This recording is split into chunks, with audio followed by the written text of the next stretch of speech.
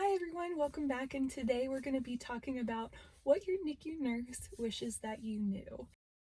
The first thing that I'm going to say is look at the baby and not the monitor. And I know this is going to be very difficult because in the NICU environment, you do kind of become accustomed to having that vital sign monitor in your life. You're always able to use it almost as a lifeline. But sometimes the monitor is not always 100% correct, and there are a lot of false alarms.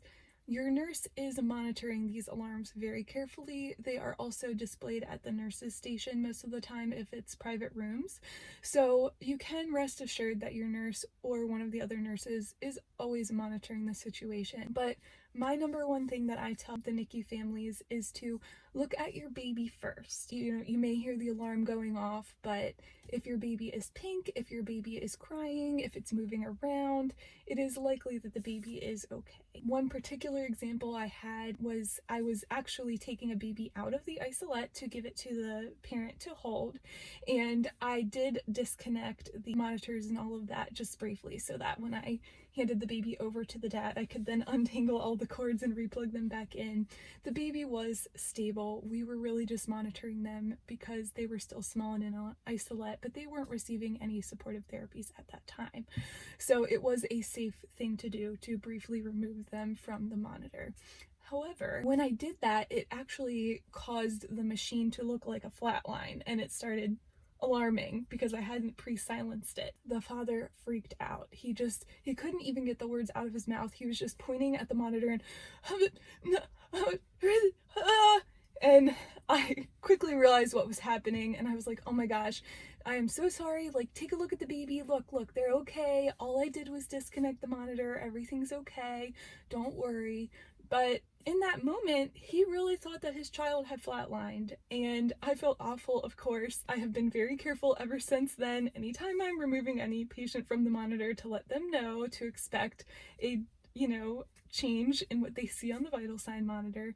But it was just a really great reminder that sometimes we can get too addicted to that vital sign monitor, and we have to also take into consideration the way that the baby looks. And if they're pink like this baby was and crying and moving around, chances are they're probably okay. My next tip is to take everything day by day.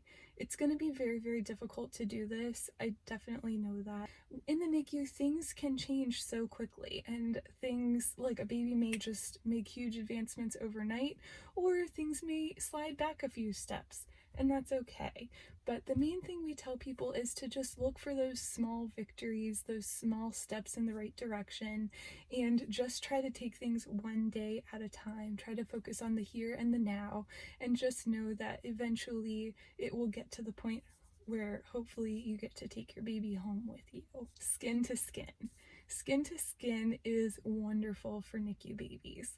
It stabilizes their vital signs, it helps them feel comforted and happy, and I have heard from many moms that have done it that it is just the best feeling in the world.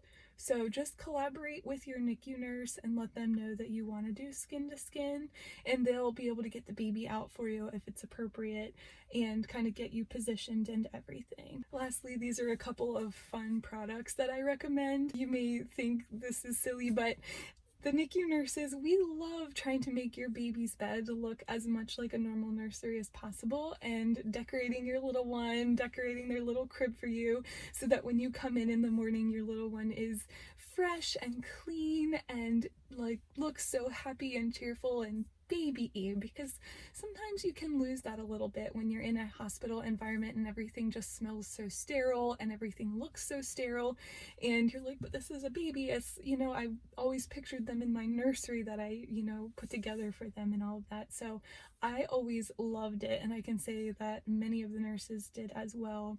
We also had volunteers that would just donate blankets that they made to us so that we could do this for the babies. But if you do have the ability to bring in some cute blankets and cute little outfits for your baby, just make sure that you label them with your name so that we can make sure they get back to you. I know it may seem like a small thing, but it really does make a difference in making the whole thing feel more normal. With the sterile smell and everything, of course, you have to check with your medical provider if the neonatologist is comfortable with it and the baby's progression. But if they are, you can go ahead and bring in the soap that you were going to use for them at home, whatever brand it was that you decided to choose, and it will help give them that fresh, sweet baby smell so that it doesn't quite smell so sterile as the hospital does, and kind of make everything feel a little bit more normal that way as well. Finally, if your baby is getting a little bit older in the NICU but they're still there for a little while for whatever reason, I highly recommend getting at least one Wubbanub pacifier.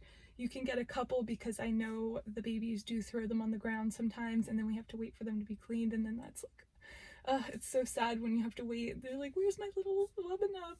But they are so great for the NICU babies because it does provide a little bit of resistance against them when they suck on it. It helps them to keep it in their mouth a little bit better. And it is very kind to allow these babies who are in the hospital and most of the time, unfortunately, undergoing lots of painful procedures, to be able to have that comfort even when they can't have their mom or their nurse can't be in their room because they're taking care of another patient. So I highly recommend those. Definitely I would pick up a few and bring them in for your little one. So I hope this video gave you a little bit of insight on things that your NICU nurse wishes that you knew, and I hope that I will see you guys next time. Leave me a comment down below and let me know if there's any other things that you would like to see videos on, or leave a like if you liked this video and you want to see more like it. I hope you guys have a great day. Bye!